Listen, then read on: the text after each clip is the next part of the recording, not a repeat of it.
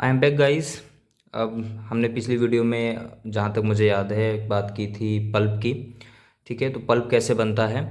अब ये यहाँ पर रॉ मटेरियल यूज़ होगा। जैसे कि हम पहले भी जानते हैं कि पल्प बनाने के लिए हम बैगेज यानी कि खोई लकड़ी का इस्तेमाल कर सकते हैं, बांस का इस्तेमाल कर सकते हैं जो रेशेदार हो। हमें सेलुलोज की ज़रूरत होती है, लिग्निन और जो नॉन सेलुलोज होते हैं उनकी आवश्यकता नहीं होती पेपर बनाने में। ये हमारी पेपर मैन्युफैक्चरिंग या पेपर इंडस्ट्री हम इसे कह सकते हैं। ठीक है, उसकी फ्लो शीट है। रॉ मटेरियल आपको पता चल गया है। क्या कर सकते हैं हम, सबसे पहले जो हमारा पल्प होता है वो इसमें डालते हैं। पल्प एक स्लरी है, वे हम सब जानते हैं, पर वो विस्कस होता है। उसे लो विस्कस में लेके आते हैं, मतलब थोड़ा डाइल्यूट होना चाहिए, तो उसके लिए हम वाटर मिलाते हैं। ठीक, वाटर मिलाने के बाद जो हम उसे एक कंटेनर में लेके आते हैं जहाँ पर 99.5% H2O है और 0.5% सिर्फ हम पे पल्प होता है। ठीक, अब उसे हम कहाँ पे लेके आए हैं, एक बीकर में। ठीक, बीकर में लेके आते हैं तो यहाँ पे जो सेगमेंट हो जाता है वो तो पल्प हो जाता है, यहाँ पे पानी आने लगता है। बीकर में जब ले लेते हैं तो यहाँ पे हल्के हल्के पल्प आता है और बाकी पानी आता है।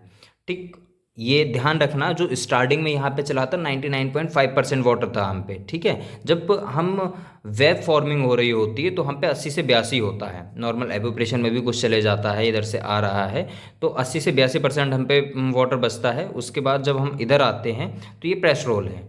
ठीक है, ये सक्शन रोल है, इन दोनों के बीच से ये पेपर गुजर रहा है। ये देखो, ये मैंने इस तरीके से बनाया हुआ है, ये समझो स्ट्रेट में ही जाता है। ठीक है, मैंने बस आपको समझाने के लिए इस तरीके से कर रखा है। और ये जो एक बेल्ट होती है कपड़े की तार टाइप की रेशेदार बनी हुई, ठीक है ना, रेशेदार एक कपड़े की बेल्ट समझिए आप। ये एक कपड़े की बेल्ट होती है जिसके ऊपर से पानी और मतलब ये पल्प विथ वाटर को हम यहाँ से रन कराते हैं। प्रेस रोल और सक्शन रोल के बीच में जैसे ही वो आता है तो यहाँ पे हमारा 40 to 60% इधर ड्रेन हो जाता है। उसके बाद जब हम आते हैं तो ये आपका हो गया वाटरमार्क रोल।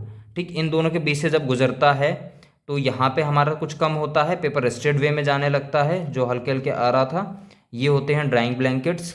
ठीक है, ये जो है हमारे पेपर को ड्राई करने की कोशिश करते हैं, कोशिश नहीं मतलब ड्राई करते ही हैं कुछ percent. Steam heat drawing rolls होते हैं। हालांकि इंडस्ट्रीज़ में हम किस, ये स्टीम से करे जा रहे हैं, ये एलपीजी से करे जा रहे हैं, ये इलेक्ट्रिकली हीटेड करे जा रहे हैं, ये इंडस्ट्री पर डिपेंड करता है कि उसे इकोनॉमिकल किस में लगता है।